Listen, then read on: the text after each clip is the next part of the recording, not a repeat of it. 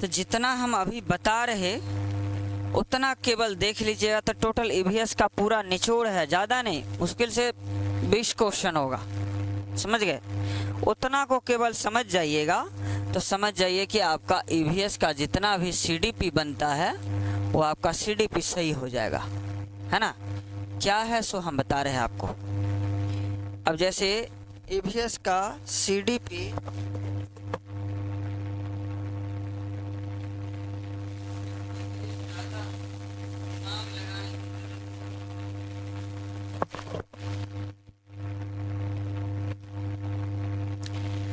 अब यहाँ पर कहता है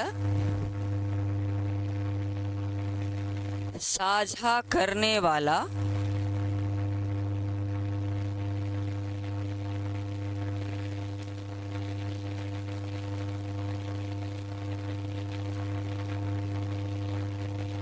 उत्तर होता है।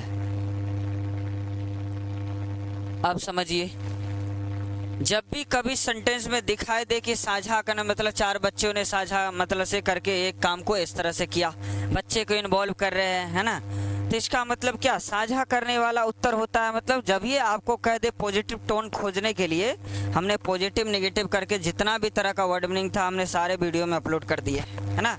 तो कहने का मतलब साझा करने वाला का क्या मतलब हो गया, अगर हम बच्चे को कहते हैं कि मतलब से कोई काम करने के लिए, है ना, और उसमें बच्चे की सहभागिता की बात करते हैं, बच्चे की सहभागिता उसमें उसमें इन्वॉल्व करते हैं बच्चे को, तो ये हमारा क्या हो जाएगा, आंसर हो जाएगा। मतलब उस टाइप का हम देखेंगे कि अगर क्वेश्चन हमारा कहना यही चीज़, सब खाली पॉइंट याद रखिएगा, आपका टोटल क्वेश्चन आपसे बनेगा। तो कहता है कि साझा करने वाला क्या होता है, उत्तर कर वास्तविक जिंदगी से जोड़ने वाला तथा दैनिक जीवन से जोड़ने वाला, क्या बोले, वास्तविक जीवन से जोड़ने वाला, वास्तविक जीवन से जोड़ने वाला, और क्या है, दैनिक जीवन से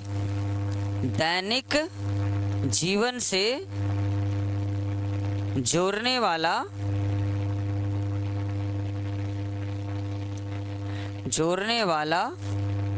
क्या होता है, उत्तर होता है। कुछ समझे। वास्तविक जीवन का मतलब क्या, बच्चा जो देख रहा है, जो बच्चा देख रहा है उसको वही वास्तविक है, हम जो देख रहे हैं वही वास्तविक है। जो चीज़ मान लीजिए भविष्य में है या वर्तमान में मतलब से बीते हुए समय में चली गई, वो तो नहीं दिख रहा, वो हम केवल फील कर सकते हैं कि ऐसा हुआ था या ऐसा होगा। लेकिन वर्तमान में जो चीज़ है, क्या करे, वास्तविक जिंदगी से जोड़ने वाला जो हमारे जीवन में है, उसमें दैनिक जीवन से जोड़ने वाला, वास्तविक जीवन या दैनिक जीवन जो रोजमर्रा की जिंदगी में हमारे साथ घट रहा है, उनसे जोड़ने वाला क्या होगा, उत्तर होगा।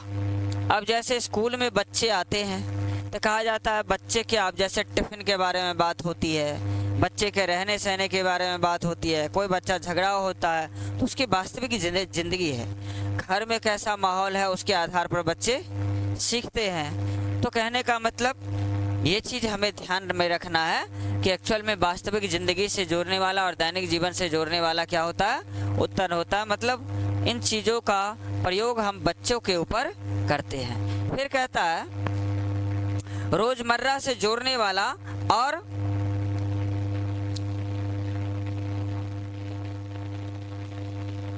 पूर्वानुमान से जोड़ने वाला उत्तर होता है। रोजमर्रा का क्या मतलब होता है,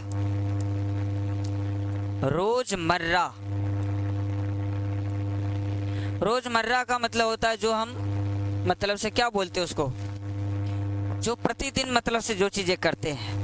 तो वही कह रहा है कि रोजमर्रा से जोड़ने वाला और क्या बोलता है, पूर्वानुमान से जोड़ने वाला क्या होता है, उत्तर। पूर्वानुमान का मतलब होता है, अब जैसे कि मान लीजिए कि हम सोचते हैं कि बच्चे पर हम किस तरह का प्रयोग करेंगे जो बच्चा बेहतर स्थिति में, क्योंकि आप मान लीजिए कि क्या बोलते हैं उसको, एक वैज्ञानिक है जिन्होंने ये क्या बोलते हैं एक लाइन लिखा है, जिस लाइन में उन्होंने क्या बताया है सो थोड़ा सा गौर से समझिए।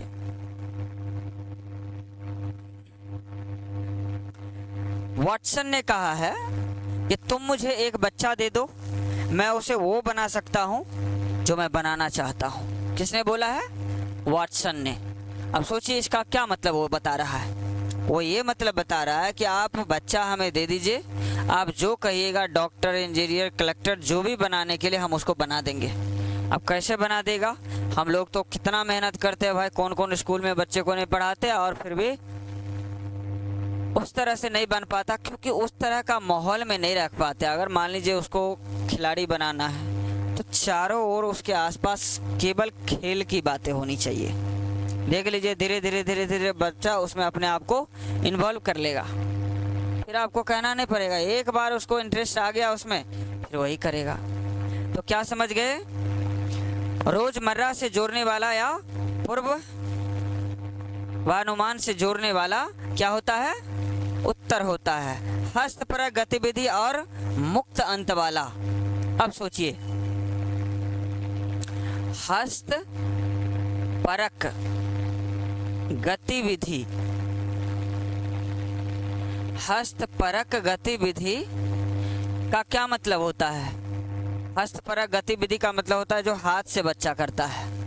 अब मान लीजिए ड्राइंग करने के लिए, चित्र फाड़ने के लिए दिए, है ना, तो अब जैसे A for apple, B for ball, C for cat, हम जैसे कि गा करके सुनाते रहते बच्चे को एक्टिविटी के द्वारा, है ना। अभी अभी देख रहे हैं ना एक नया गाना ट्रेंडिंग में, आहा टमाटर, है ना। तो कहने का मतलब कहीं ना कहीं हम ये चीज बच्चे में देखते हैं कि एक्टिविटी के द्वारा बच्चा क्या होता है? तो हस्तपरक गतिविधि या मुक्त अंत वाला उत्तर होता है। मुक्त अंत का मतलब समझिए, मुक्त अंत वाला क्या होता है? उत्तर होता है। क्या समझे? हस्तपरक गतिविधि या मुक्त अंत वाला उत्तर होता है। पहला तो हस्तपरक गतिविधि समझ गए कि बच्चे को करके एक्टिविटी के द्वारा सिखाना है। मुक्त अंत का वाला का क्या मतलब होता है? मुक्त अंत वाला का मतलब होता है, जैसे हम आपको बोलेंगे बताइए दरभंगा के बारे में आप क्या जानते हैं, ये हो गया मुक्त अंत वाला। कुछ ना कुछ बोलना है आपको, लेकिन क्या होता है? क्लोज इंडेड क्वेश्चन, बंद अंत वाला मतलब से क्वेश्चन। तब बंद अंत वाला का मतलब क्या? हम पूछेंगे कि बिहार की राजधानी कहाँ है, तो ऐसा थोड़े है कभी दरभंगा कभी पटना बोलिएगा, हमेशा पटना ही बोलिएगा, क्योंकि पटना है। उसका एक ही आंसर हो तो हो गया बंद अंत वाला क्वेश्चन, है ना। और जिसका एक कुछ भी बोल सकते आप, है ना, क्योंकि हमको बोलेगा दरभंगा के बारे में कुछ और बोलेंगे, आपको बोलेंगे कुछ और बोलेंगे, किसी और को बोलेंगे कुछ और बोलेंगे। तो ये बंद अंत वाला और मुक्त अंत वाला समझ गए। उसके बाद में मुक्त अंत वाला अंत उत्तर होता है हस्तपरक गतिविधि, समझ गए। हस्तपरक गतिविधि का मतलब क्या? जो हम हाथ से करते हैं। उसके बाद मानक भाषा और व्याख्या वाला उत्तर नहीं होता है। क्या बोल रहा है? मानक भाषा और व्याख्या वाला उत्तर नहीं होता। क्या कह रहा है? मानक भाषा, मानक भाषा और व्याख्या वाला, व्याख्या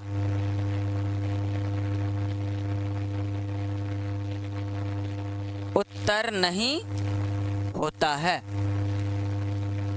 कुछ समझे इसमें?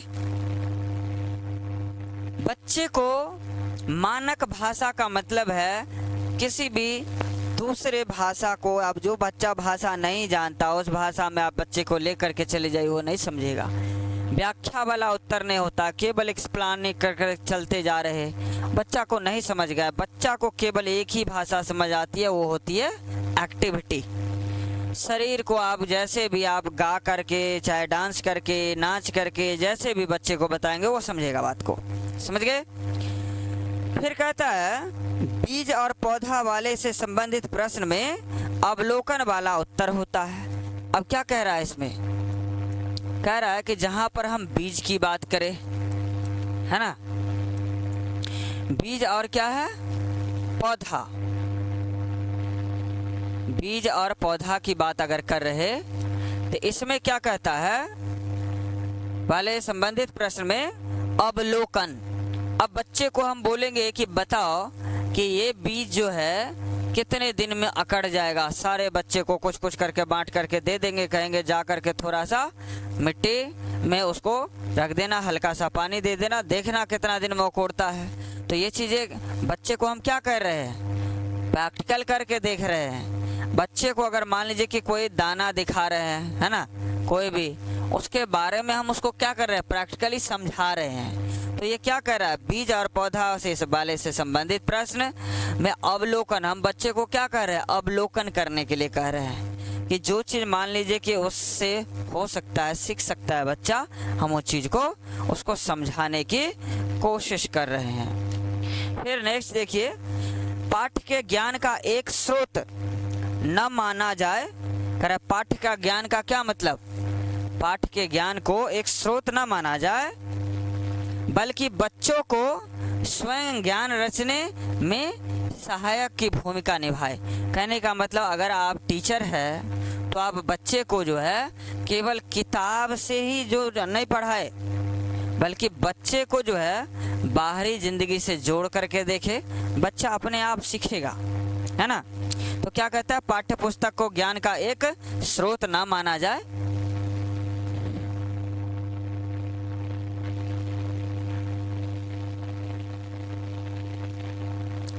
पाठ्य पुस्तक को ज्ञान का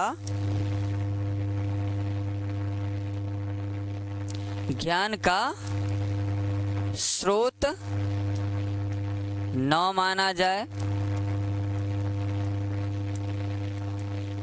ज्ञान का स्रोत न माना जाए, बल्कि क्या,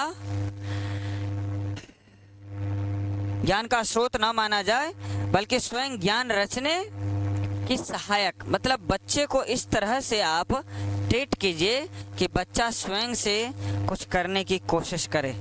समझ गए, ये बात ध्यान रखना है हमेशा। फिर उसके बाद में क्या है अगला, बच्चों को पाठ्य पुस्तक में आम जिंदगी की वास्तविकताओं से अवगत कराया जाए।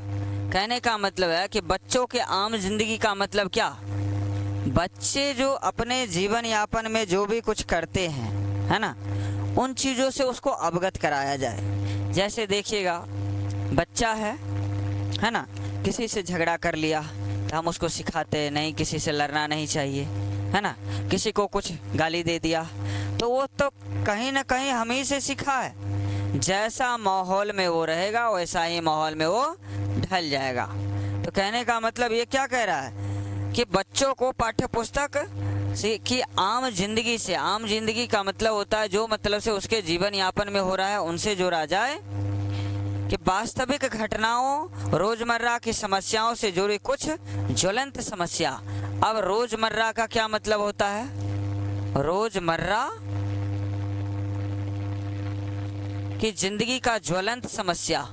ज्वलंत समस्या का मतलब होता है जैसे कि आज जो कुछ हो रहा है उन चीज़ों का। अब जैसे कि मान लीजिए कि टीवी पर, हम टेलीविज़न पर बच्चों को कुछ दिखाते हैं, समझाते हैं कि देखो किस तरह से, अगर मान लीजिए कि अगर रोड क्रॉस करना है तो कौन सा, जहाँ पर रोड क्रॉस करने वाला दिया रहता है, ज़ेब्रा क्रॉसिंग, उस टाइप का अगर बना रहो ऐसे ऐसे करके, तो वहाँ से होकर के हाथ दिखा करके तब जा करके रास्ता पार करना है। तो हम बच्चे को ये चीज़ बताते हैं, नहीं तो देखो इसका परिणाम क्या होता है, एक्सीडेंट हो जाते हैं। तो ज्वलंत समस्या क्या होता है कि आंखों देखा चीज़ें जो एक्चुअल में होता है, ऐसा चीज़ बच्चे को अवगत कराया जाए। समूह में किए गए क्रियाकलापों से बच्चों परस्पर बहुत कुछ सीखते हैं। समूह पर किए गए क्रियाकलाप का क्या मतलब होता है,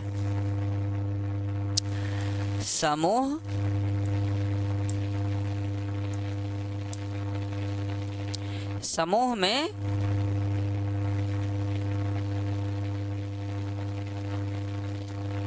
किए गए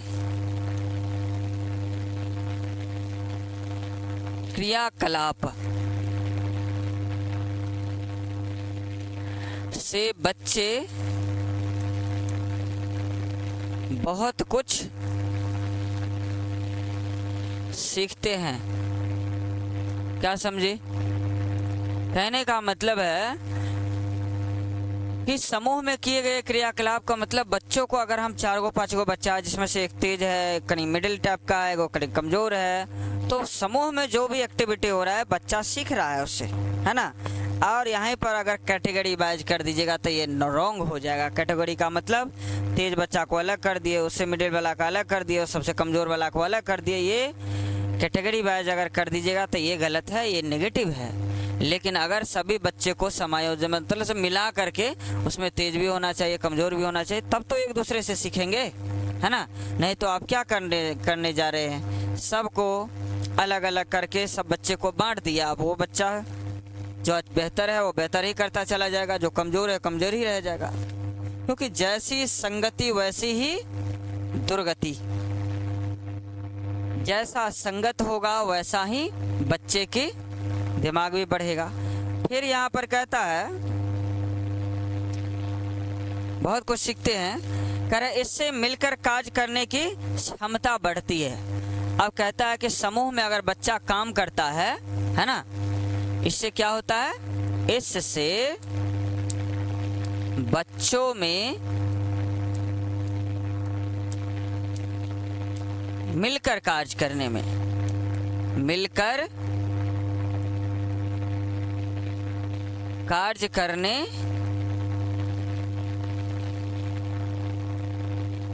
की क्षमता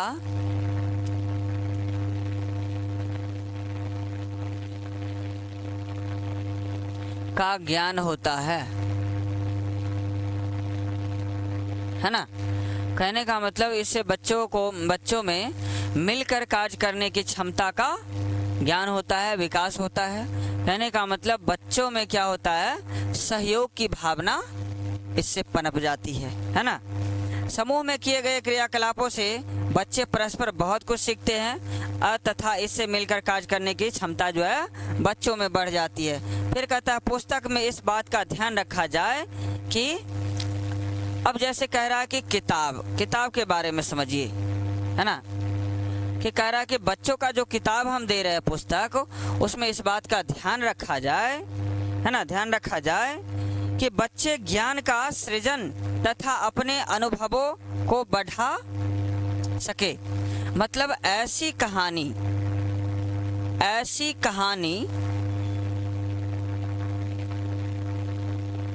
उसमें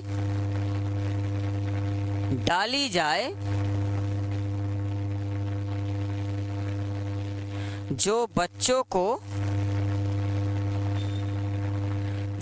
क्या करे, ज्ञान का सृजन करने पर मजबूर कर दे। अब जैसे देखिए, हम लोग बचपन से सीखते आए हैं, जैसे एक कछुआ था, एक खरगोश था, दोनों में हॉर लगी, जीता कौन, खरगोश जीता कि कछुआ? कछुआ जीत गया, है ना। क्योंकि हमें इस कहानी में पूरे पता है कि पहले जैसे ही दोनों दौड़ेगा, खरगोश जाकर के रास्ते में सो जाएगा और कछुआ धीरे धीरे चलता रहेगा। तो इस क्वेश्चन से क्या बोलते हैं, समरी से क्या पता चलता है कि अगर आप कोई काम को कंटिन्यूअसली नहीं करते हो तो आप उसमें हार सकते हैं। दूसरा कहानी सुनिए इसी का। खरगोश कछुआ में एक बार फिर से हॉर लगती है और कछुआ क्या कहता है कि एक बार फिर से, मतलब खरगोश कहता है कि एक बार तो तुम जीत गए, एक बार फिर से क्या हो जाए, दोनों में हॉर लगे। इस बार खरगोश सोता नहीं है, इस बार खरगोश अपने गंतव्य स्थान पे जाकर के तब सोता है। आराम तो करेंगे लेकिन कहाँ पर, जहाँ पर हमारा रिच पॉइंट हो जाएगा तहाँ पर, है ना। तो कहने का मतलब है इस बार खरगोश जो है बिना सोए चलता रहता अपना गंतव्य स्थान पर जाकर के, विनर पॉइंट पर जाकर के जीत करके तब वहाँ जाकर के सो जाता है। तो कहने का मतलब ये क्या हुआ कि अगर आप जीवन में कंटिन्यूअसली काम करते गए और आप एकदम स्वतंत्र रूप से वो आप जीत गए, मतलब जो अचीव करना था वो कर लिए, उसके बाद में आप रेस्ट ले सकते हैं। समझ गए? अब थोड़ा समझिए, ये तो दूसरा कहानी हुआ। तो अब कौन जीता? खरगोश जीत गया। तीसरा कहानी, कछुआ कहता है ठीक है एक बार और दोनों में हॉर लग जाए। इस बार कछुआ चालाकी करता है, रास्ता ही बदल देता है। रास्ता क्या कर देता है, नदी की तरफ कर देता है, और जहाँ पर रिच पॉइंट देता है कि यहाँ पर तक पहुँचना है, तो उस जगह को क्या करता है, एक नदी से होकर के गुजरना होता है। अब हमें तो पता है कि कछुआ जो है पानी में तैर सकता है, लेकिन खरगोश नहीं तैर सकता। अब दूसरी बार क्या हुआ, कौन जीतेगा इस बार, कछुआ जीतेगा। तीसरी कहानी हो गई। इससे बच्चे को क्या मालूम पड़ेगा, बच्चों को ये मालूम पड़ेगा कि अगर हर व्यक्ति में हर तरह का टैलेंट नहीं होता है ना, कि अगर जैसे कछुआ मतलब से खरगोश में पहली बार होर लगी तो कछुआ जीत गया, क्योंकि वो धीरे धीरे चल रहा था, अपना सारा काम कंटिन्यूसली कर रहा था, और खरगोश हार गया। दूसरी बार में क्या होता है, खरगोश जीत गया, क्योंकि वह कभी रुका नहीं, तेज दौड़ता है तो जीत गया। फिर उसके बाद में तीसरा बार क्या हुआ, दोनों में होर लगी, और कौन जीतता, कछुआ जीता, क्योंकि नदी होकर के कछुआ नहीं जा सकते, खरगोश नहीं जाता, कछुआ जा सकता था, इसलिए जीत गया। अब जो है चौथी बार दोनों में फिर से होर लगी, समझे, फिर से होर लगी, और तब क्या होता है, कछुआ खरगोश में ये समझिए रिच पॉइंट है, दोनों में होर लगी, और बीच में क्या है, एक नदी बह रही है, समझ गए। कछुआ खरगोश दोनों में दो होर लगी, यहाँ पर से लेकर के यहाँ तक तो खरगोश दौड़ सकता है, लेकिन उसके बाद पानी में नहीं चल सकता। तो कहने का मतलब खरगोश ने क्या किया, कछुआ को अपने पीठ पे बैठा लिया और दौड़ करके नदी के किनारे पहुंच गया। ये कौन सी भावना है, सहयोग की भावना है, समझ गए बात को, सहयोग कर रहा है। जैसे ही नदी के पास पहुंचा, अब वहां से खरगोश डूब जाएगा पानी में, उन्होंने क्या किया, कछुआ के सर पे बैठ गया, शरीर पे, और नदी तैर के पार कर गया, और दोनों आदमी एक साथ रिच पॉइंट पर पहुंच गया, दोनों आदमी जीत गया। मतलब सहयोग की भावना हो तो कोई कमजोर बच्चा भी है ना, कोई कमजोर बच्चा भी क्या कर सकता है, तेज बन सकता है, और अपने जीवन में बेहतर से बेहतर क्या कर सकता है। समझ गए इस बात को। इस बात को समझने के लिए ज़्यादा दिमाग लगाने की ज़रूरत तो नहीं चाहिए, लेकिन बात समझिए कि जब तक आप इसमें समझिएगा नहीं एक एक चीज़ को, तब तक कैसे संभव। तो यही हम बात, ये कहानी से आप क्या, पहला कहानी में क्या है कि कंटिन्यूअसली काम आप करते हैं तो आप जीत जाते हैं। दूसरा कहानी में क्या है कि आप तेज हैं, लेकिन तेज को क्या कंटिन्यूअसली करिएगा तब ना, कितनो तेज है, अगर आप कंटिन्यूअसली काम नहीं करते तो क्या है ना, नहीं जीत सकते आप। तो तीसरा में क्या है, तीसरा में क्या है कि मतलब से खरगोश कहते हैं, कछुआ कहता है कि ठीक है, परिस्थिति अगर चेंज करेंगे तब जीत करके दिखाओ तो समझेंगे। तो फिर से, लेकिन चौथी बार में क्या हो गया, दोनों में समझौता हो गया कि अब हम दोनों को क्या करेंगे, हेल्प करेंगे, मदद करेंगे। समझ गए बात को। इस तरह से इसको जो है थोड़ा देर के लिए चला गया भाई।